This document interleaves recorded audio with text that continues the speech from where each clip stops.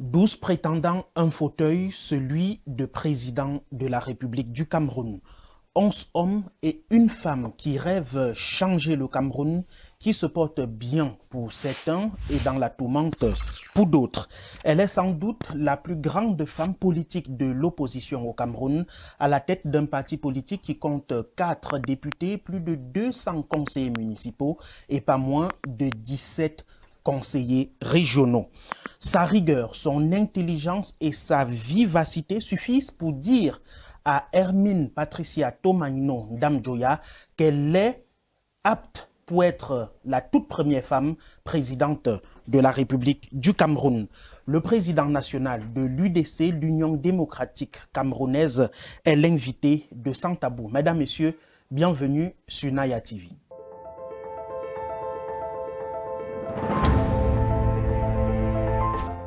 Hermine Patricia Tomaino Ndamjoya, bonjour. Bonjour, Monsieur Brand Kamga. Comment vous allez? Merci, je vais bien. Vous, présidente de la République du Cameroun, vous y croyez comme fer. Quelles sont vos motivations? Vous savez, nous sommes en République et les citoyens et les citoyennes camerounaises savent que les échéances électorales présidentielles sont majeures. Dans le cadre du parti politique dont je dirige les rênes, l'Union démocratique du Cameroun, lorsque on est président national, on sait qu'on doit assumer, lorsque le moment vient, la représentation du parti politique pour cette importante échéance. Donc, c'est statutaire. L'article 21 des statuts me demande, entre autres, parce que en tant que président national, j'ai d'autres fonctions que vous connaissez. Généralement, nous représentons les actes de la vie du parti. Nous sommes les garants de l'unité du parti et du bon fonctionnement du parti. Nous convoquons les réunions et bien sûr, entre autres, donc, le plus important, c'est que le parti demande et dès la convention nationale, dont la dernière en date qui m'a permis d'être président national, c'était le 21 octobre, c'était les 28 et 29 octobre 2021 à Yaoundé, lorsque mes camarades me portaient à cette instance suprême du parti, ils savaient que s'il se trouve qu'il y a des élections, je devrais représenter le parti politique comme candidat à l'élection présidentielle. Petite idée de votre personne, vous êtes né le 26 janvier 1969 à Yaoundé, donc vous avez 56 ans. Vous êtes donc maire de la commune de Foumban depuis 2020, à l'issue des élections législatives et municipales du 9 février 2020. Au même moment, vous avez été élu député à l'Assemblée nationale, mais vous avez choisi de démissionner de cette fonction pour diriger donc la mairie de Foumban. Je rappelle que vous êtes député depuis 2007. Donc vous avez passé 13 ans à l'Assemblée nationale où vous avez occupé entre autres fonctions, vous étiez secrétaire de la commission des lois constitutionnelles, des droits de l'homme, entre autres, et bien sûr vous êtes la porte-parole des députés de l'UDC à la Chambre basse du Parlement camerounais. Vous êtes donc président national de l'Union démocratique du Cameroun depuis octobre 2021. Vous êtes juriste, écrivain, licencié en droit à l'université de Yaoundé, master en droit public, toujours à l'université de Yaoundé, obtenu en 1992. Et en 2021, vous êtes allé à l'Institut international du peuple en Israël, où vous avez travaillé sur un programme spécial sur le rôle des femmes dans la réhabilitation urbaine. De quoi s'agit-il? Est-ce que vous pouvez nous en parler brièvement? En fait, ma formation de juriste m'a permis d'encadrer beaucoup les associations de femmes et le parti politique dans lequel j'évoluais parce que c'était par rapport à ma fonction de coordonnatrice des programmes dans le cadre de EAE et j'assumais une fonction au niveau de la commission de la culture. On s'est rendu compte qu'il y avait beaucoup de femmes sur le terrain et qui étaient engagées dans le secteur informel. Et donc j'ai cru devoir participer à ce stage-là qui s'est offert en Israël. Et pendant plus d'un mois, nous avons suivi comment est-ce qu'on peut sortir de l'informel au formel. Et c'était très, très intéressant parce que dans le fond, c'est une solution à un gros problème que nous avons. Plus de la moitié des populations, en même temps qu'ils vivent dans les zones rurales, en même temps avec les défis démographiques urbains, on se rend compte qu'il y a des catégories comme les mototaxis, des catégories comme les Bayam Salam, les agriculteurs généralement, les artisans qui sont le gros lot de la masse de nos populations qui évoluent dans ces secteurs, qui sont porteurs, qui portent le Cameroun pourtant, mais qui doivent être régis selon les règles de gouvernance et qui doivent être organisés. Donc c'était à peu près comment est-ce qu'on peut capaciter ces secteurs informels pour petit à petit les amener dans le formel. 24 ans plus tard, ça a porté des fruits? Bien sûr, nous avons acquis lors de ces stages-là, ce n'est pas le seul stage que j'ai suivi. J'ai été 3 fois aux États-Unis en tant que International Visitor Leadership. Et donc, c'est des programmes de formation sur tout ce que vous pouvez imaginer comme réforme institutionnelle quand j'étais députée, comment est-ce qu'on initie les lois, comment est-ce que les femmes peuvent participer à la paix, la résolution 1325, comment une femme politique évolue dans un milieu, parce que vous savez, le problème des femmes politiques se pose partout dans le monde.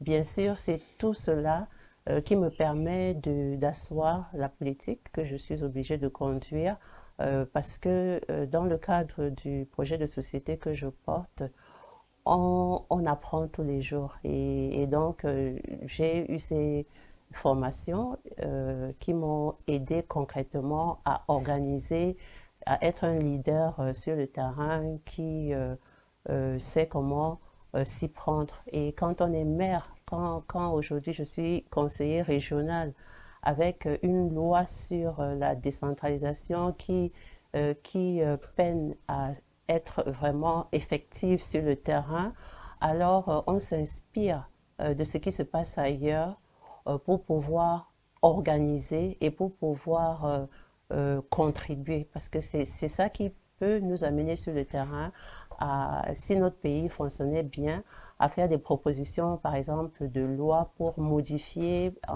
nos lois qui, des fois, sont prises sans se conformer aux réalités. C'est pour ça que les lois doivent être régulièrement réformées par rapport au contexte, par rapport à l'évolution socio-politique sur le terrain, par rapport aux mutations. Donc, c'est très important d'être sur le terrain après avoir acquis certaines théories et formations, si vous voulez.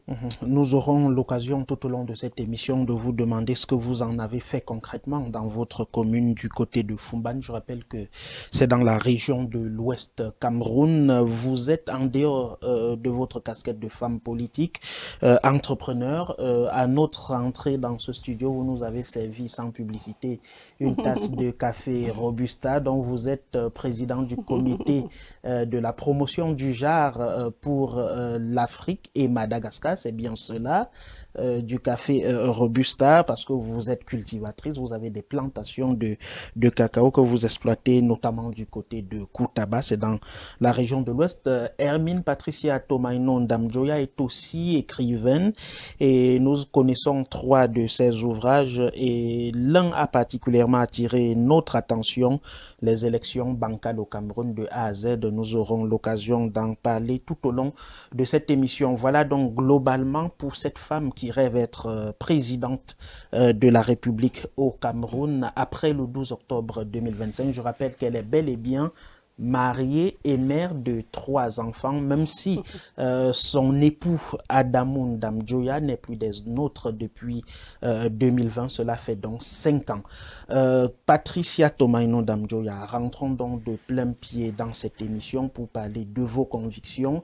Je rappelle que vous êtes très rigoureuse dans votre gestion de la cité au quotidien. On vous a souvent vu avec ces coups de gueule de part et d'autre lorsque vous n'êtes pas contente ou satisfaite de la gestion administrative de part et d'autre de la République. On ne va pas rentrer dans ces détails, mais vous êtes la 3e femme après Esther Dan et Edith Kawala à être candidate retenue pour l'élection présidentielle. Est-ce un atout pour vous?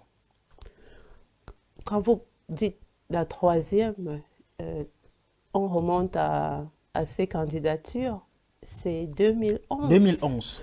Esther Dan et Edith Kawala. Oui, après 2011, nous avons 2018. Il n'y avait On n'avait aucune que des hommes candidate. Et en 2025, on se retrouve avec une seule femme candidate à l'élection présidentielle.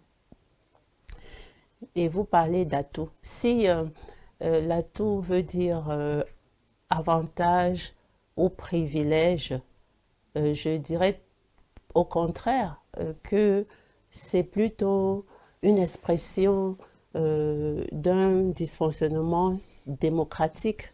Comment ça? Que je me retrouve seule femme candidate à l'élection présidentielle au Cameroun, qui est un pays où la grande majorité des populations a le visage féminin.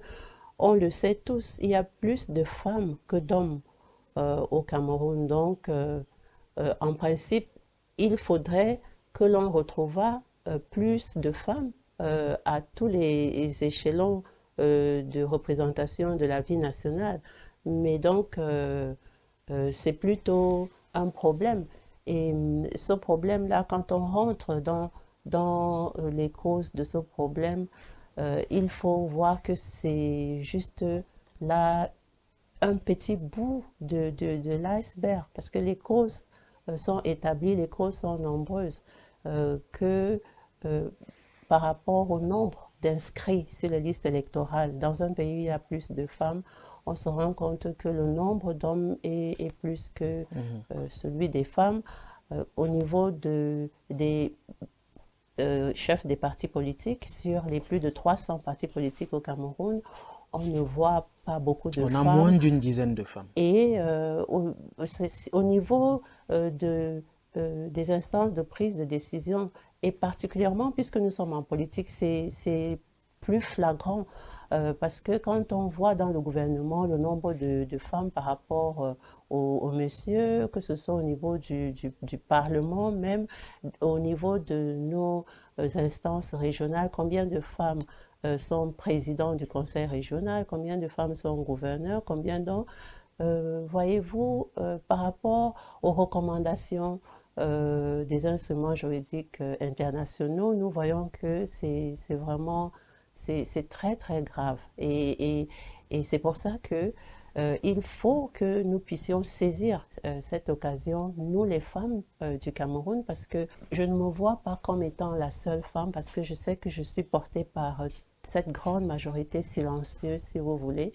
Et donc, nous allons, à l'occasion de cette élection, vraiment prendre la place qu'il nous faut, parce que nous sommes les plus nombreuses, malheureusement nous sommes les plus discriminées, et on attend toujours toutes ces lois qui devaient être prises à l'Assemblée, qui ne le sont pas, pour protéger les femmes, que ce soit le code de la famille, les lois contre les violences sexistes. Vous voyez le nombre de féminicides dans notre pays, il est croissant, les lois contre les violences domestiques, et donc il y a autant de problèmes qui sont liées à ces discriminations à résoudre. Et les femmes sont là, elles l'ont toujours demandé. Malheureusement, nous sommes dans une société un peu phallocratique. Je dis un peu pour être poli, mais voyez-vous la situation. Mhm. Madame Dam, vous êtes majoritaire, mais vous êtes très peu inscrite sur les listes électorales, on le dit vulgairement. En politique, tous les coups sont permis. Quand bien même les lois seraient en faveur de la promotion des femmes, leur implication à divers niveaux de la société, on voit quand même qu'au Cameroun, la femme elle-même, elle se met en retrait de la chose politique. Est-ce le problème des lois? Est-ce le problème des hommes? C'est le problème justement de la société. Nous sommes dans On un n'obligerait pas les femmes à faire contexte. la politique? Si on ne les oblige pas, par contre, on leur met des pots de banane et des freins. Je ne voulais pas rentrer dans tout ce que nous connaissons comme préjugés socio-culturels, par exemple. Les femmes sont victimes de ces cultures qui les discriminent par rapport à leurs lois. Elles ne vont pas le plus souvent à l'école jusqu'au bout. Quand je vais visiter les salles de classe dans ma mairie, les deux premiers sont toujours les femmes. Le garçon vient toujours en troisième. Donc, elles sont très intelligentes à l'école, mais au fur et à mesure qu'elles vont au lycée et à l'université, elles sont victimes de problèmes de société. Du point de vue économique, par exemple, il faut qu'il y ait des politiques d'autonomisation économique de la femme. Il y a beaucoup à faire, mais on doit commencer déjà par les lois, parce que les lois dans un pays de droit, vous savez, la République, c'est ça. Sans loi qui va sanctionner et qui va rectifier, il ne faut pas faire des prospections. Donc, le minimum nous manque. Les lois, pour le respect même des lois que nous adoptons, comme la CEDEF, comme le protocole de Maputo n'est pas appliqué. Donc nous avons des lois comme celles-là qui sont de l'ordre international, mais il manque l'application stricte de ces lois. Et on ne s'amuse pas parce qu'il s'agit de plus de la moitié de la population du Cameroun et les conséquences sont là désastreuses. Tant que les femmes qui sont porteuses de l'humanité, qui s'occupent de la famille, qui sont au chevet de la communauté ne sont pas épanouies, eh bien la société, elle est malade. C'est la raison pour laquelle il faut vraiment que ces femmes-là comprennent qu'elles doivent prendre leur rôle en main. Personne ne va le leur donner. Elles le font déjà dans les familles et maintenant, quand même au niveau de l'organisation politique, on devrait pouvoir éliminer les freins qui les empêchent. Et c'est pour ça que nous sommes là pour dire qu'il faut des lois, il faut des sanctions et il faut des lunettes du genre à tous les niveaux quand il faut prendre des décisions pour que ces femmes-là, qui sont les plus nombreuses, parce que en matière de planification d'ailleurs, tout ce que le Cameroun va prendre comme politique, si n'intègre pas les préoccupations des femmes, ne marchera pas. Parce que si on organise un pays sans les principales concernées, sans leur avis, sans qu'elles ne soient là pour donner leurs décisions, eh bien, vous n'êtes pas surpris que ça ne marche pas. Mhm. Je rappelle que selon la démographie, il y a 53% de femmes au Cameroun contre 47% d'hommes. Malheureusement, dans les instances décisionnelles, vous êtes moins de 20%. Voici l'élection présidentielle, vous êtes l'unique sur 12 candidats et nous saluons votre courage de femme. C'est Mais dramatique, monsieur. Bon, c'est plutôt dramatique parce que vous me posez la question de savoir si c'est un atout. Un problème aussi grave, une préoccupation ne saurait être un atout, c'est plutôt un drame si vous voulez. un drame. Mais vous donc, lorsque vous vous jetez dans cette bataille, vous vous dites quelles sont vos chances de réussite? J'ai toutes les chances, pas en tant que femme. J'ai toutes les chances parce que je suis un acteur politique de la vie nationale depuis longtemps. J'ai fait mes classes et nous sommes dans le cadre d'un parti politique. Un parti politique se constitue pour conquérir et exercer le pouvoir. Mhm. Donc, nous nous préparons en conséquent et à l'occasion de ces élections qui sont majeures, très importantes, qui permettent au peuple de choisir le président de la République, dont celui qui va définir la politique de la nation, celui qui va incarner l'unité nationale, celui qui va arbitrer le fonctionnement des institutions nationales, comme cela est dit dans notre loi fondamentale, c'est celui qui sera garant de l'intégrité du territoire et de la souveraineté nationale. C'est très important. Je pense que nous, les candidats, on est là pour que le peuple souverain, parce que c'est l'ensemble des Camerounais qui nous porte et qui doit se ressaisir. Nous disons depuis le début que nous sommes à la croisée des chemins au Cameroun. Et le peuple camerounais voit que ça fait depuis longtemps que nous avons un régime qui s'éternise au pouvoir avec des résultats qui ne sont pas reluisants. Alors, c'est l'occasion pour ce peuple de pouvoir organiser une alternance démocratique par les urnes. Parce que nous savons comment ça se passe dans les pays voisins africains. Nous, on a toujours, à l'Union démocratique du Cameroun, pensé que nous inscrire dans cette alternance démocratique et que la transition soit pacifique. C'est la raison pour laquelle il n'y a pas de raison avec la crise que nous connaissons au nord-ouest et au sud-ouest, avec les incursions de Boko Haram, avec la paupérisation ambiante de plus en plus présente, avec les comportements de dépravation des mœurs qui s'installent dans notre pays. Je pense à la corruption, je pense au tribalisme, je pense au clientélisme, pour ne dire que ça, il faut que les Camerounais comprennent que c'est l'occasion d'en découdre avec une nouvelle ère. C'est un peu le résumé de notre programme politique, une ère du respect des libertés individuelles, une ère de la responsabilisation, parce que quand on est libre, l'autre côté de la liberté, c'est justement de respecter les lois et de savoir qu'on est soumis aux sanctions en cas de non-respect. C'est ça la responsabilité et une ère de la contribution de tous, parce que l'autre problème qui caractérise le régime qui est à son crépuscule, comme je disais, c'est qu'il y a comme un accaparement des institutions républicaines, la République étant la chose publique. Il y a eu comme un accaparement par un groupe et l'exclusion de la grande majorité des Camerounais. Donc, c'est l'occasion de pouvoir redonner au Cameroun tout ce qu'elle a comme à offrir à tous les Camerounais. Le Cameroun est par nous tous et pour nous tous. Le Cameroun par nous tous et pour nous tous, vous aurez face à vous Paul Biya et 10 autres. Lui, il est au pouvoir depuis 1982.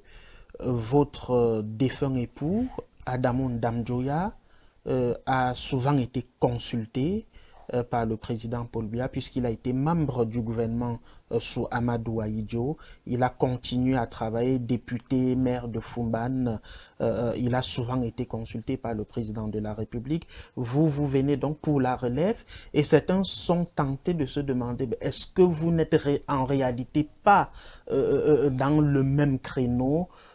Hermine Patricia Tomaino Damjoya, qu'est-ce qu'elle veut offrir de plus que Paul Biya, de plus que ce que son défunt époux ont offert au Cameroun? Il ne faut pas faire de l'amalgame. Le docteur Adamon Damjoya a servi le gouvernement Ahidjo, qui est un gouvernement différent de celui du régime Biya. Bien évidemment. Donc, quand vous dites que le président Biya a consulté le docteur Adamou Dame-Joya, je dois lever l'équivoque. Le docteur Adamou Dame-Joya n'a jamais été un membre du gouvernement ça, c'est clair. de M. Paul Biya.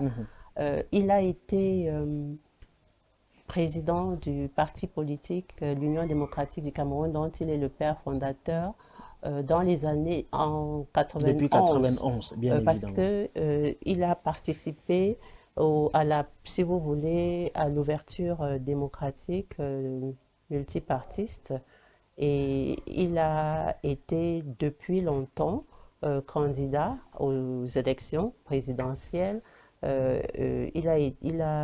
avons, dans le cadre du parti, été représentés lors des élections locales, législatives et municipales. Il a été toujours un Camerounais républicain, et il a toujours donné son point de vue quand il était question d'une préoccupation d'ordre national. Malheureusement, en tant que témoin, je dirais que si le président Paul Biya l'avait écouté des fois, il y aurait eu peut-être des rectifications par rapport à ce qui était arrivé. Je pense notamment à la crise du Nord-Ouest et du Sud-Ouest. Je me souviens que le président Dr Adamou Dame-Joya s'était vraiment impliqué pour demander à travers des notes, à travers des messagers au président Paul Biya de gérer la crise du Nord-Ouest et du Sud-Ouest autrement. Mais il n'a pas été écouté. Il avait donné un ensemble de mesures par rapport à ce que nos pères fondateurs, comme il le disait, ont toujours mis en avant au Cameroun, à savoir le dialogue, la concertation, le consensus, mais pas prendre les armes contre nos propres frères. Donc, c'est pour vous dire que dans le fond, je suis étonnée que vous dites que le président Paul Biya a consulté le docteur Adamou Dame-Joya. Je sais qu'il y a eu plusieurs fois où le docteur Adamou Dame-Joya a essayé de rentrer en contact avec le président Paul Biya par rapport à des investisseurs, par exemple, qui venaient au Cameroun. Comme c'était un homme pluridimensionnel qui avait des contacts partout à l'étranger, il y avait des informations qu'il aurait bien voulu donner au président Paul Biya, mais le président Paul Biya n'a pas souvent répondu. Il était un opposant et c'était par patriotisme. Je me souviens la première fois où le docteur Adamou Dame-Joya est allé à la présentation des vœux à la présidence, c'est quand on a eu une attaque Boko Haram. Il nous a dit, moi je ne suis jamais allé à la présidence pour la présentation des vœux, mais je dois y aller parce que je me lève contre l'attaque du Cameroun et je dois aller pour que le président sache que je suis un patriote et qu'il peut compter sur nous. Malheureusement, il n'a pas beaucoup été écouté, et donc c'est ce que je me dois de vous dire. Merci pour ces clarifications. Et vous donc aujourd'hui, votre époux n'est plus là, vous vous inscrivez dans quoi? Dans la continuité, ou alors qu'est-ce qui fait votre particularité pour changer définitivement les choses? Je voudrais que vous fassiez la différence entre le docteur Adamou Dame-Joya, qui est notre mentor, qui est le père fondateur de l'Union démocratique du Cameroun, qui porte un projet de société auquel Tomaino Dame-Joya a adhéré depuis 91, sans entrer dans sa vie privée. En 91, j'étais une jeune étudiante, je n'étais pas mariée. Et donc, il faut faire la différence entre ma vie privée et ma vie publique. Comme je le dis toujours, quand vous avez un couple qui est médecin, le monsieur et le docteur, peut-être généraliste, madame est chirurgienne, c'est pas le diplôme du généraliste que madame utilise pour faire de la chirurgie. Elle a ses On est d'accord. compétences. Donc, il se trouve aujourd'hui, parce que le parti politique est une institution, Tomaino Dame-Joya a été porté à la tête de cette institution à la dernière convention, à la 7e, parce que nous avons toujours tenu nos conventions.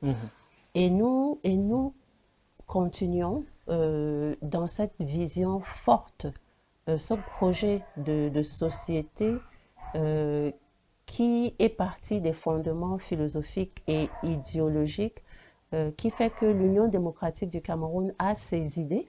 L'Union démocratique du Cameroun a une méthode et nous avons des hommes et des femmes pour faire du Cameroun un pays prospère, uni, et pour que le peuple camerounais soit heureux, pour que la terre camerounaise soit une terre d'accueil.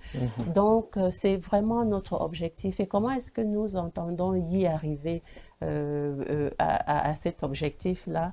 Nous disons qu'il faut œuvrer pour l'expression vivante d'une démocratie responsabilisante. C'est ça qui manque au Cameroun et en permettant à chaque personne de pouvoir contribuer à la construction nationale. Nous disons qu'il est important de promouvoir une société de respect, de liberté et des droits fondamentaux. Non seulement le respect, mais l'application. On se retrouve le plus souvent confronté à des dénis de ces droits et de ces libertés fondamentales. Et ce n'est pas possible d'assister toujours à ce genre de manifestations en République. Donc, pour nous, il est question de faire en sorte que les droits et les devoirs sociaux et économiques puissent s'exercer normalement. Et en tout cas, les valeurs d'unité, les valeurs de paix, de liberté, de solidarité, de fraternité, parce que ce qui fait le Cameroun, ce qui fait la richesse du Cameroun, c'est cette diversité culturelle. Et pour nous, il est question de pouvoir la maintenir. Et en tout cas, nous nous insurgeons, parce que tout à l'heure, vous disiez que nous sommes souvent braqués quand il y a des situations. C'est parce que ça fait partie de nos obligations. Nous luttons ou nous nous insurgeons, si vous voulez, pour tout ce qui est comme domination ou discrimination, que ce soit d'ordre politique ou que ce soit d'ordre social, d'ordre culturel ou religieux. Il n'est pas possible pour nous d'assister à ce genre d'injustice où on a l'impression qu'il y a une tentative de domination ou de discrimination par rapport à un Camerounais dans une situation. C'est pour ça que les questions de tribalisme ou d'attitude de ce genre, nous avons plusieurs messages que nous avons commis quand nous étions au courant des espèces d'intolérance dont faisaient partie certains Camerounais dans certains espaces du Cameroun. Pour nous, le Camerounais est chez lui partout au Cameroun. Il n'y a pas des zones où on a l'impression que c'est l'apanage de certains types de personnes, non? Et donc, voilà un peu, nous, c'est un peu, grosso modo, le projet de société de l'UDC, mais particulièrement pour ces élections. Dans le cadre de ces élections, je vous le disais, c'est au cœur de l'éthique, parce que l'éthique est le fondement de l'Union démocratique. Au cœur de l'éthique, construit ensemble les bases de partage de la vie politique, économique, culturelle, sociale. C'est un peu ce qui nous anime. Nous voulons faire avec tout le monde. C'est pour ça que nous parlons de la nouvelle ère, l'ère de la liberté, de la responsabilité et de la contribution de tous. Pour respecter le cadre légal dans lequel nous sommes, puisque le corps électoral a été convoqué, nous aurons l'occasion, une fois que la campagne électorale sera lancée, de vous retrouver avec votre permission pour davantage étaler votre projet de société. Mais l'Union démocratique du Cameroun, 34 ans, créée, dirigée par l'époux, en son absence, l'épouse qui prend la relève, vous dirigez encore la mairie de Foumban, dont le prédécesseur n'était personne d'autre que votre époux. Il y a cette concentration d'élus de votre parti, essentiellement dans le Noun, notamment vos 4 députés dans le Noun Centre, un peu plus exactement 206 conseillers municipaux, si mes chiffres sont exacts, dans le département du Noun, vous, conseiller régional entre autres, et 17 autres et 16 autres qui siègent au conseil régional de l'Ouest. Il y a comme cette concentration communautaire de l'UDC qui suscite souvent des débats, mais on ne va pas rester là-dessus. Tomaino Ndamjoya, comment convaincre les Camerounais de votre vision nationaliste et non communautaire et non communautariste du Cameroun? C'est très intéressant. J'avais envie d'applaudir quand vous étiez en train de citer toutes nos réalisations qui sont tellement admirables. Je dois vous dire, Monsieur Brand Kamga, que si vous rentrez à l'histoire de comment est née la République c'est Socrate, la République c'est Platon, la République c'est Aristote. La République aujourd'hui qui s'est répandue dans le monde entier, soyez un peu plus pratique. Tout le monde n'a pas fait la philosophie, donc, madame. C'est pour vous dire que cette communauté dont vous parlez, où nous sommes ancrés avec, nous l'appelons généralement un espace démocratique et républicain. C'est pour vous dire que la République est partie d'une personne, et aujourd'hui, elle s'est répandue. Les savants, les Einstein, les Copernic qui ont révolutionné le monde, c'est une personne, mais après, c'est tout le monde. C'est dire que de ce que nous faisons au niveau communautaire, comme vous le dites, le Cameroun peut en bénéficier. Et le fait déjà, parce que quand il y a des élections, je sais qu'il y a des partis politiques pairs qui nous demandent comment nous faisons, malgré le fait que le processus électoral est vicié, puisque vous savez que nous demandons la révision du code électoral. Comment nous faisons pour l'emporter dans nos circonscriptions? Nous avons une façon de faire, nous avons une expérience que les autres viennent pour apprendre, et c'est l'occasion de pouvoir amener cette expérience dans tout le Cameroun. Et je vais vous dire, si au Cameroun, dans les 10 régions, il y avait 10 partis politiques comme l'Union démocratique du Cameroun, je pense que la donne serait différente. Il y aurait au moins au niveau de l'Assemblée nationale une masse critique pour bloquer la majorité du parti au pouvoir aujourd'hui.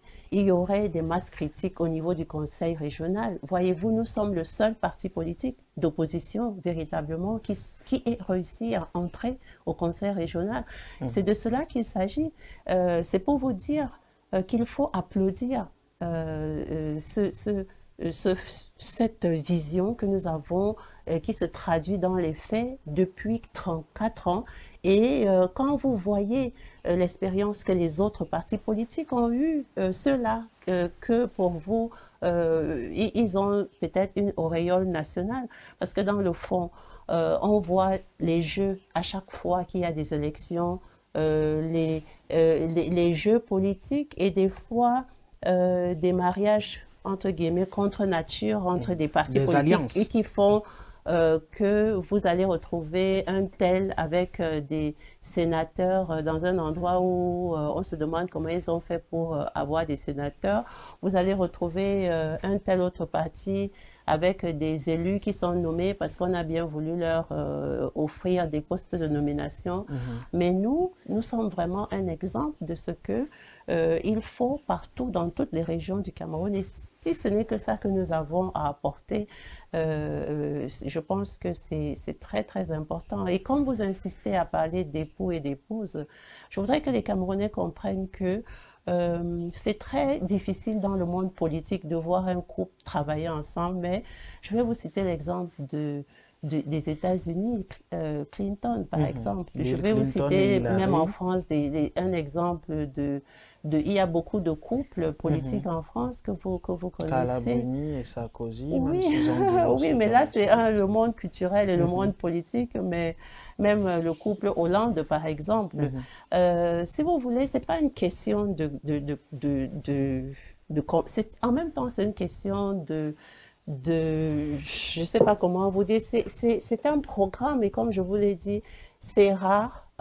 Et en politique, on a l'impression que c'est un problème parce que la politique, c'est le pouvoir. Et mhm. généralement, le pouvoir fait l'objet de conservation. Et donc, du moment où plusieurs milliers de personnes ont confiance en votre projet de société, vous êtes des modèles, vous amenez des personnes dans le chemin où ils veulent que vous les ameniez.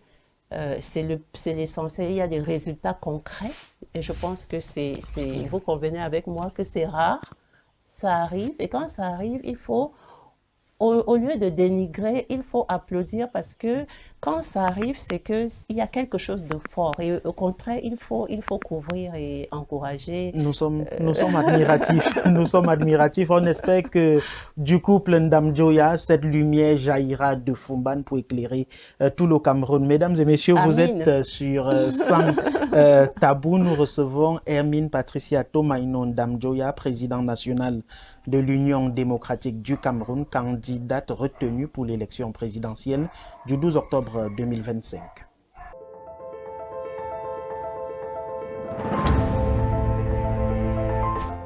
Vous rêvez d'une nouvelle maison, d'un investissement sûr ou de simplifier la gestion de vos biens? Mapiol est la solution. Grâce à nos services adaptés à vos besoins, Mapiol vous accompagne à chaque étape de votre projet immobilier. Mapiol, c'est aussi la plateforme immobilière entièrement digitale qui s'adapte à vos préférences et à vos sélections pour vous recommander des propriétés qui répondent le mieux à vos critères. Avec Mapiol, simplifiez-vous la vie en bénéficiant de nos différents offres et services immobiliers, notamment l'achat, la vente, la construction, la location, le financement et l'investissement. Bénéficiez également d'un accompagnement juridique expert pour sécuriser vos transactions et déléguer la gestion de vos biens en toute confiance. Également, simplifiez vos démarches administratives grâce à notre expertise. Mapiol, c'est la solution globale, accessible et transparente à tous vos besoins immobiliers. Mapiol, l'immobilier en un clic.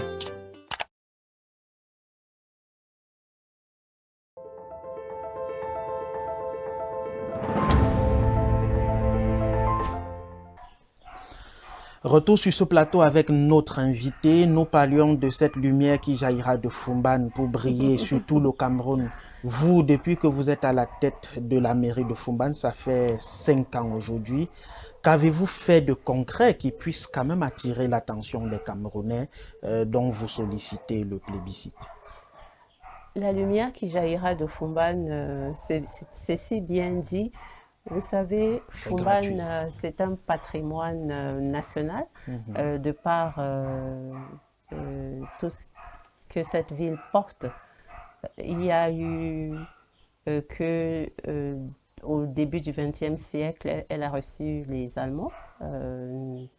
Nous célébrions en 2002 le centenaire de l'arrivée des Allemands ils ont laissé des traces à Fumban parce que d'ailleurs le palais de Fumban que vous allez voir, c'est un palais qui a été construit par le roi Njoya de retour d'une visite à Boya. Il a vu le palais du gouverneur et il a construit ce beau palais de Fumban. Et après, on va voir avec les deux guerres mondiales, le Cameroun confié à la STN puis aux Nations Unies. Et Fumban va donc accueillir les Français et les Anglais. Ça sera encore un autre passage douloureux parce que le roi Njoya va être exilé à Yaoundé. Et donc, ça fait partie de l'histoire de nos institutions. Et en 1961, La fameuse il y a eu conférence la de grande Fumban. conférence de la réunification où la délégation orientale et la délégation occidentale du Cameroun se sont retrouvées pour ensemble choisir la forme de l'État qui était le fédéralisme. Et c'était très important parce que le Cameroun occidental avait Patricia, choisi... l'histoire Oui. de Fumban, elle est connue. Oui. Soyons brefs parce qu'on n'a Donc, pas je suffisamment dois de vous temps. dire que je remonte. Après 61, Fumban s'illustre dans les années 90-91, comme je le disais tantôt, espace démocratique et républicain. C'est un ancien royaume qui choisit depuis 91 de s'accrocher à ses libertés fondamentales. Donc ça, il faut le relever. C'est pour ça que Fumban reste un patrimoine, reste une lumière. Nous avons réussi à faire en sorte que les populations de Fumban comprennent la différence qu'il y a entre défendre la liberté par rapport à, si vous voulez, les traditions de monarchie régnante qu'il y a eu. Donc ça, il faut le relever. Merci. Revenons donc à votre maires. bilan de Nous maire. sommes maires à Fumban. Qu'est-ce que vous voulez que je vous dise? Avec la décentralisation et l'expérience que j'ai eue pendant 13 ans à l'Assemblée nationale, parce que si vous voulez,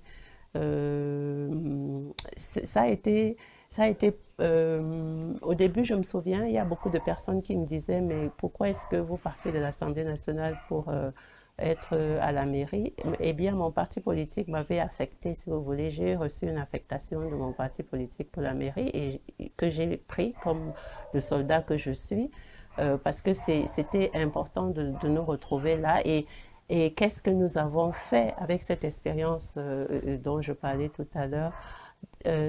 En même temps, je suis depuis président du syndicat des communes du Noun. Donc, ce n'est pas seulement Fumban, ce n'est pas seulement de Fumban dont il s'agit, mais c'est une question d'harmonisation parce que la politique sera de plus en plus globale dans un espace. Ce que nous faisons à Fumban sert d'exemple à toutes les autres communes qui sont membres du syndicat parce que nous faisons un effort pour tirer. Déjà, je dois vous dire que la décentralisation a été transférée de façon que nous nous retrouvons avec les compétences sans les moyens. Les moyens en personnel, les moyens financiers et les moyens en équipement. C'est très difficile. Quand le Code général des collectivités territoriales décentralisées nous habilite au développement local, économique, socio-culturel, environnemental, sportif, alors nous nous retrouvons dans ces CTD. C'est une administration. La première des actions que le maire que je suis a eu à prendre, c'est d'apporter un nouvel organigramme à la mairie de Fumban. Parce que nous fonctionnons avec les organigrammes types. Vous voyez par exemple un service économique et culturel, service des affaires sociales et économiques et culturelles. Nous avons divisé ce service-là en plusieurs services parce que l'âme, l'essence de Fumban et de la région du Noun, elle est culturelle et environnementale. Alors il faut dégager la culture, il faut dégager l'environnement, il faut dégager le sport, il faut il faut commencer par organiser au niveau du fonctionnement des organes. Parce que quand vous dégagez les organes, vous avez des postes qui vont être adressés. Nous avons pris un certain nombre de délibérations parce que c'est important de prendre des délibérations sur la protection de l'environnement. C'est important de créer des établissements. Nous avons créé des établissements publics en charge de l'eau et de l'énergie. Un établissement public qui s'appelle la Maison de la Culture, en plus du service du patrimoine culturel matériel et immatériel, en plus du service du patrimoine environnemental, en plus du service des sports, il y a une maison de la culture. Et donc, les délibérations qui sont des lois importantes dans nos communes pour qu'on puisse avoir des écoles intelligentes, qu'on puisse impacter dans les écoles notre politique de la culture pour aller intervenir au niveau de cette pépinière inviter les enfants dans les espaces culturels, pouvoir promouvoir les déplacements, parce que il y a tellement de choses à faire. Concrètement, au niveau de l'administration interne de la mairie, nous avons facilité le travail parce que si vous avez des services et vous n'avez pas des téléphones pour un téléphone en interne, vous n'avez pas de vidéosurveillance, le travail est difficile. Donc, quand on capacite la commune, le personnel qui n'est pas nombreux va être à même de pouvoir agir à l'extérieur. Ça, donc il faut des mesures au niveau interne, il faut prendre des lois. Nous avons pris des lois, par exemple, des délibérations, par exemple, pour l'adressage, pour pouvoir mettre des monuments en l'honneur des nationalistes comme Félix Maumier. Et maintenant, concrètement, les réalisations, il y en a qui... Nous aurons l'occasion de descendre à Foumban voilà. pour évaluer ce que vous avez fait vous ne dans voulez cette pas mairie. Que je vous cite les réalisations. Nous avons créé des espaces civiques communs, comme le lac municipal, la place de la République. Nous avons ouvert des marchés. Nous sommes en construction d'une gare routière qui traîne. Il y a une cité municipale vous pouvez acheter pas en gestation, elle est terminée. Vous pouvez acheter une maison à Foumban maintenant parce que c'était un problème. Donc, il y a que l'agence d'urbanisme a été créée comme étant un établissement public et cette agence d'urbanisme nous aide maintenant à traduire dans les faits notre document de planification. Foumban, c'est 4 villes parce que nous avons, avec ce document de planification, compris qu'il y avait 4 pôles de Foumban qui sont 4 véritablement villes. Et dans chaque ville, il faut des infrastructures routières, il faut des infrastructures d'accès à l'eau potable, il faut des écoles, Donc, vous voyez que c'est tout un programme. Et c'est pour ça que je dis toujours que quand on est maire, comme maire de Foumban, des fois, on ne sait pas ce qui se passe à Yaoundé. Hein. On peut rester toute l'année, toute la vie là-bas parce qu'il y a tellement à faire. Il y a beaucoup de travail. Les populations, vous devez être avec les populations et c'est vraiment une expérience unique. Nous aurons l'occasion de faire le bilan in situ de votre passage à la tête de cette mairie, puisque vous comptez quitter la mairie pour rejoindre Etoudi, diriger le Cameroun. Foumban, qui est quand même, Patricia Tomaino Damjoya, une ville où vous avez parlé du volet historique, il y a ce volet culturel, touristique, et qui vont avec, et donc de fortes potentialités.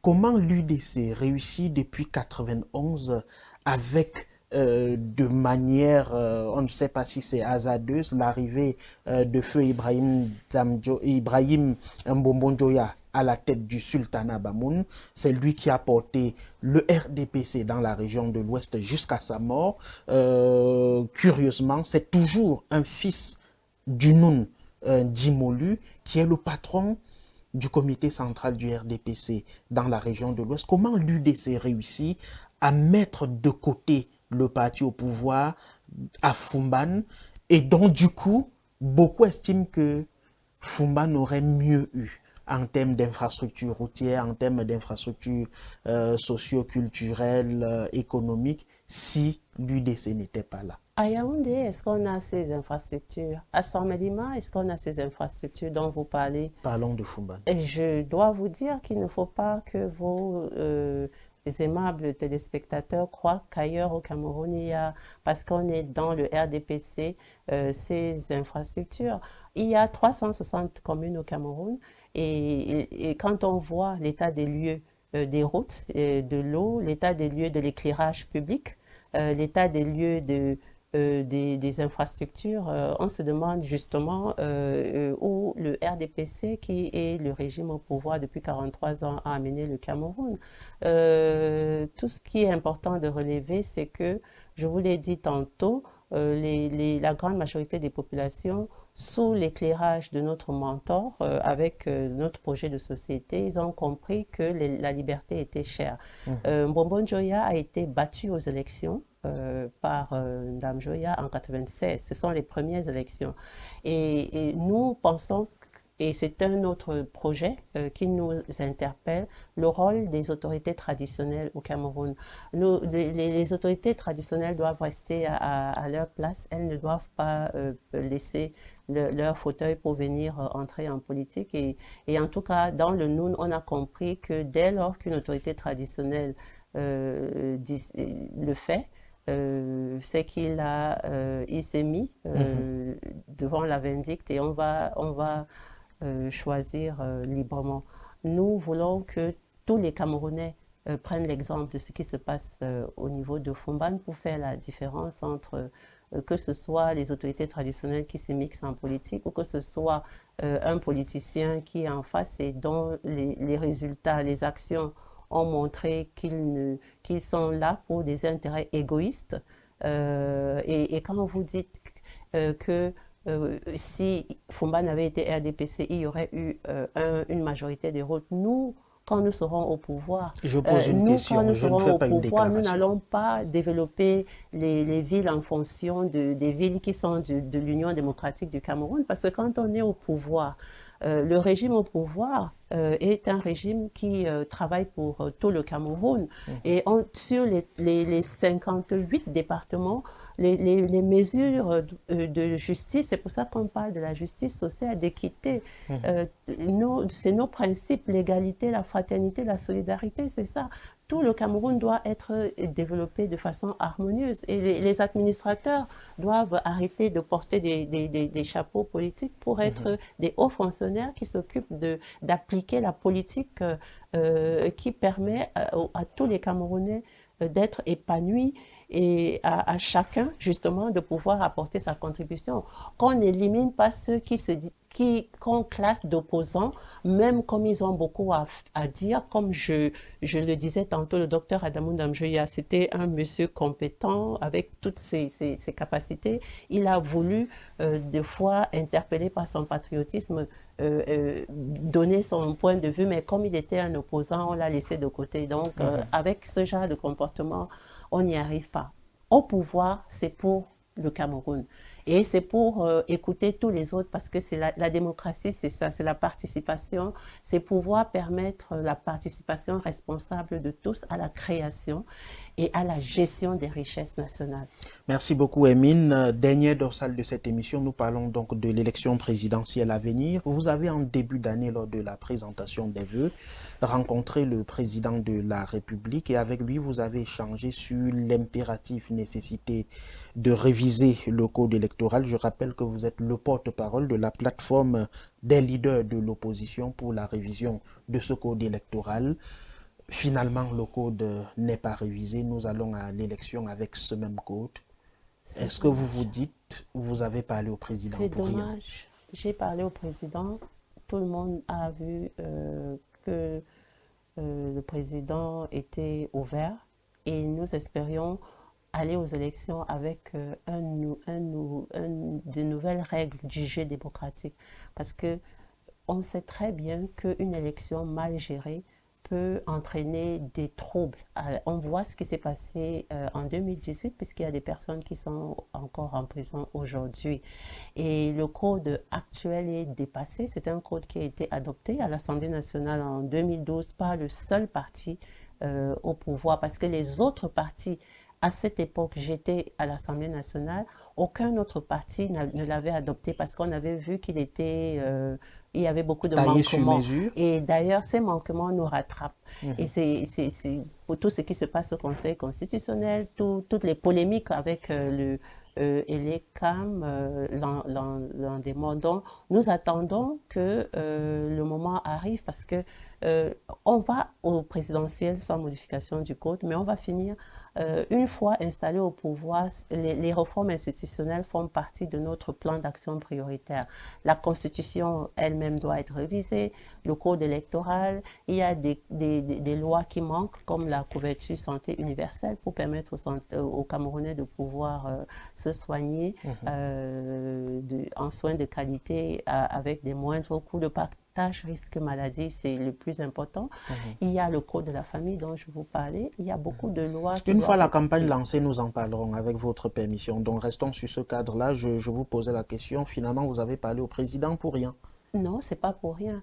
Tout le monde a vu comment est-ce que le régime en place, à la tête duquel Monsieur le Président Paul Biya traite les préoccupations primordiales des Camerounais, puisque c'est la grande majorité des forces politiques impliquées dans la chaîne électorale, y compris ELECAM, qui a demandé qu'on puisse reviser certaines dispositions du code. On n'entrait pas dans la constitution du Cameroun, on restait dans le code électoral.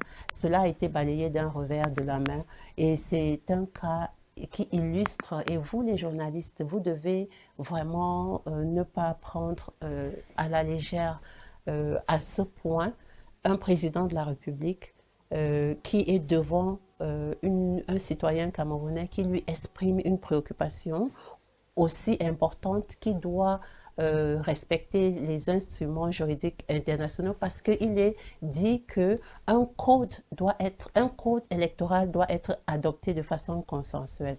Nous, les partis politiques de la plateforme, pendant 3 ans, nous avons travaillé pour cela, mais cela n'a pas retenu l'attention du régime en place. Qu'est-ce qu'il vous a promis lors de votre conversation? Qu'est-ce qui est important pour ce régime? Vous a-t-il promis de réviser ce code avant l'élection? Ce n'est pas une question de promesse, c'est une question de nécessité, c'est une question d'urgence. Le citoyen que je suis, j'ai exprimé au président de la République l'urgence de modifier le code électoral avant la tenue des prochaines élections. Et qu'est-ce qu'il vous a répondu? Vous avez suivi qu'il a répondu qu'il n'était pas au courant et donc nous lui avions promis de lui renvoyer le code, ce que nous avons fait. Et donc, malheureusement, pas de suite. Il n'y a pas de suite, mais nous attendons parce que ça devrait arriver. Comme je vous l'ai dit, dès que nous prenons le pouvoir après les élections, ça sera dans nos priorités. Et c'est la priorité maintenant pour tous les acteurs politiques parce qu'il y a beaucoup de manquements. L'âge électoral, les Camerounais sont jeunes, on va rentrer dans les détails, le bulletin unique, la biométrie, certains délais comme les délais de recours quand on est aux élections, la sécurité des Camerounais pendant les élections. Moi, j'ai été agressée le 9 février 2020 dans un bureau de vote et tout le monde était là et il n'y avait pas de police pour sanctionner mes actes. Il y a eu mort d'hommes dans nos circonscriptions. Donc, pour éviter, nous, en tout cas, on s'est engagé pour aller avec ce mauvais code. Parce que la loi, on est dans une république et la loi veut qu'on applique les tests.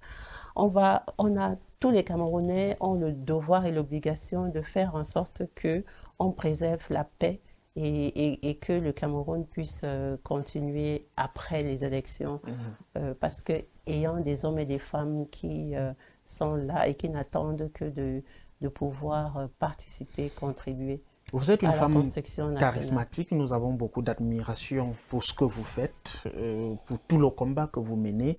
Vous avez récemment réuni à Fumban une bonne classe des opposants candidats à cette élection présidentielle. Les Camerounais ont tous les yeux rivés vers cette opposition. On parle coalition, on parle alliance, on parle candidature unique. On sait que dans le contexte, un seul candidat face au pouvoir, ce n'est pas possible. Mais comment est-ce que vous travaillez aujourd'hui pour offrir aux Camerounais leur rêve, pour réaliser leur rêve? C'est très difficile, mais nous y croyons.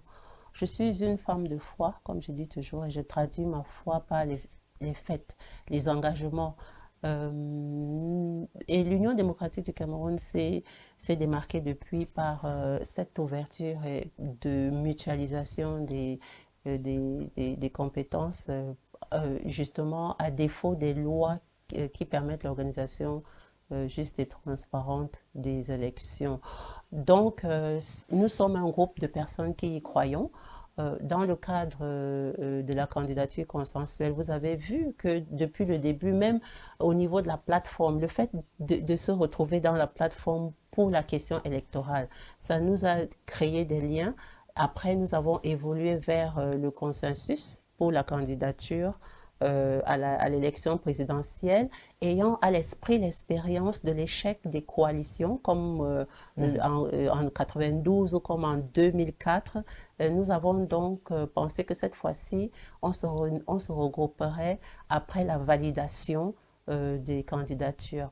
Et c'est un défi pour nous qui nous interpelle, nous tous, parce que nous sommes engagés à présenter une candidature consensuelle autour d'un programme. Et c'est le plus intelligent et c'est le plus important parce que il ne s'agit plus d'une figure, d'une personne charismatique. Ce n'est pas cela dont on a besoin maintenant au Cameroun. On a besoin d'unir les forces autour d'un programme commun qui va venir libérer le Cameroun qui est à genoux aujourd'hui. Et nous espérons qu'on va y arriver.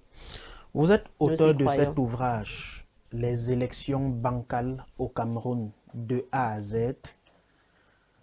Comment est-ce que vous qualifiez, au vu de tout ce que vous venez d'expliquer, la présidentielle du 12 octobre prochain?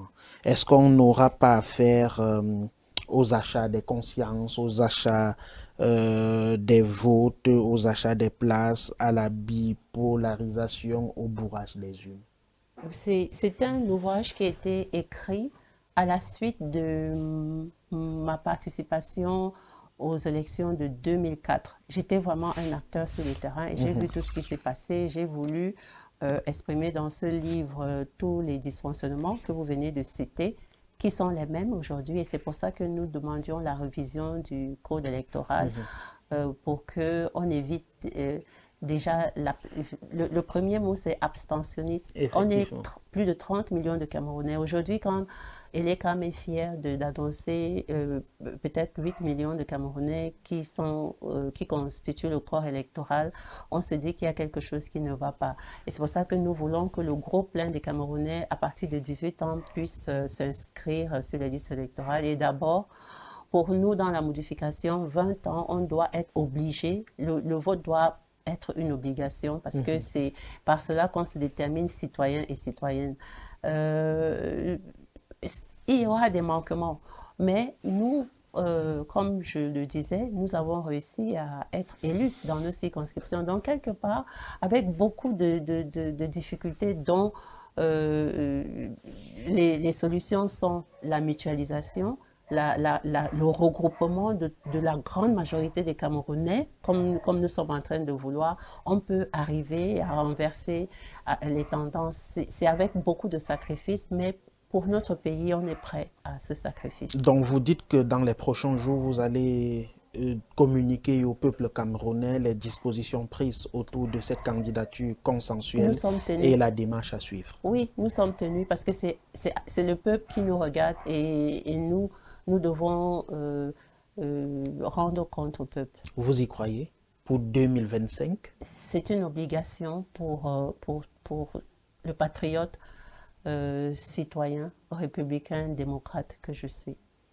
Parmi les candidats, dont un a été recalé, travaillé à l'accompagner lui aussi, nous parlons de Maurice Kamto. Question bonus, comment est-ce que vous avez apprécié le rejet de sa candidature par le Conseil constitutionnel? Par 2 fois, déjà au niveau du rejet à Elekam, puis à la Cour constitutionnelle, nous avons dénoncé une espèce d'instrumentalisation, voire acharnement. Le régime, il prend les institutions comme le Conseil constitutionnel, il les dresse contre les adversaires politiques. Ce n'est pas seulement le professeur Maurice Kamto qui a été victime de cet arbitraire. J'ai cité l'exemple de Zipan, Hilaire Zipan, dont la candidature a été retenue par Elekam mais rejetée par le Conseil. J'ai cité un exemple d'un compatriote Shewa, M. Shewa, dont la candidature était en bonne et due forme, qui était rejetée. Donc, vous savez, le Conseil constitutionnel, c'est une instance capitale dans une république. Le volet arbitrage des élections n'est que entre autres de son travail. Parce que le Conseil constitutionnel est là pour être l'arbitre par rapport à tout ce qui touche les institutions républicaines. Et quand on se rend compte qu'on a l'impression que ceux qui tirent les ficelles d'un instrument aussi important dans une république sont sujets à l'arbitraire, alors les fondements de la République sont menacés. Et c'est pour ça que c'est vraiment important que l'exécutif, le législatif, le judiciaire soient indépendants en même temps qu'ils se complètent. Et pour le moment, ce n'est pas le cas et c'est pour ça que la République est menacée. Depuis que sa candidature a été rejetée, vous avez contacté le professeur Kamto? Je ne sais pas pourquoi vous voulez... On sait qu'il est membre... Je ne sais pas pourquoi. Il était membre vous avez de vu la plateforme. Déclaration que nous avons commise. Je pense qu'elle est très importante. Par 2 fois, nous avons dénoncé. Maintenant, vous voulez que je vous dise si j'ai parlé avec le professeur Maurice Kamto? Pourquoi pas? Pourquoi aller jusque-là? De toute façon, c'est quoi la suite entre vous et le professeur avec Kamto? Pour nous, bien sûr que le professeur Maurice Kamto, il doit participer pleinement à cette élection. Le fait que sa candidature, comme celle de Zipan, comme celle de Shewa, comme celle des autres, ait été injustement rejetée par le Conseil constitutionnel, ce n'est pas, pour nous, nous le comptons comme un acteur politique majeur dans le cadre de cette alternance pacifique par les urnes que nous sommes en train, qui est devant nous, qui nous est offert par ce plateau des institutions républicaines, parce que c'est magique qu'à chaque fois, le peuple soit consulté et que même si la loi n'est pas bonne, que nous puissions renverser la donne. Donc, le professeur Maurice Kamto, je le sais, il va se mettre avec tous les Camerounais, toute l'équipe républicaine démocratique pour renverser le pouvoir en place depuis 40 ans. Pour une deuxième fois, je vous repose cette question. Vous y croyez pour le 12 octobre? Ce n'est plus une question de croire, c'est une exigence et je vous le réitère. C'est une urgence, c'est une nécessité, c'est une exigence. Et quelque part, je dirais, il faut que ceux qui sont du régime au pouvoir reconnaissent le bienfait que les Camerounais, la confiance que les Camerounais ont reposée en eux et qu'ils remercient le peuple camerounais pour leur avoir, pendant autant d'années, permis de pouvoir exercer ce pouvoir. C'est une question d'honnêteté, de sincérité. C'est une question d'être humain parce que nous sommes des êtres humains et nous savons que nous passons, mais les institutions restent. Il faut avoir l'honneur et la parole donnée et le respect des institutions parce que nous sommes dans un état de droit. Donc, c'est ce que je leur donne comme conseil. C'est très important. Merci beaucoup et bonne chance. Hermine Patricia Tomaino Damjoya, merci. C'est moi qui vous remercie et je remercie aussi tout le travail. J'apprécie tout le travail que vous faites dans le cadre de votre admirable équipe de Naya Television. C'est bien.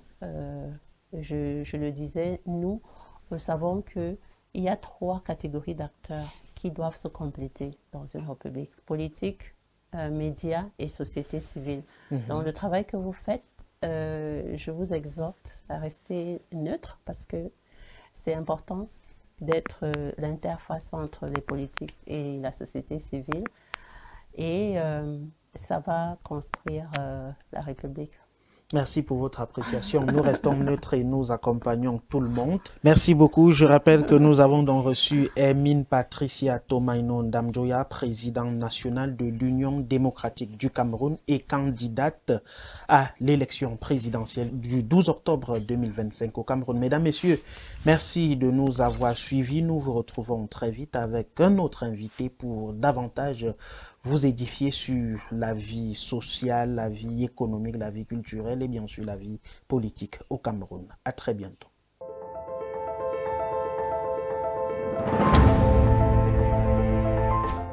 Vous rêvez d'une nouvelle maison, d'un investissement sûr ou de simplifier la gestion de vos biens?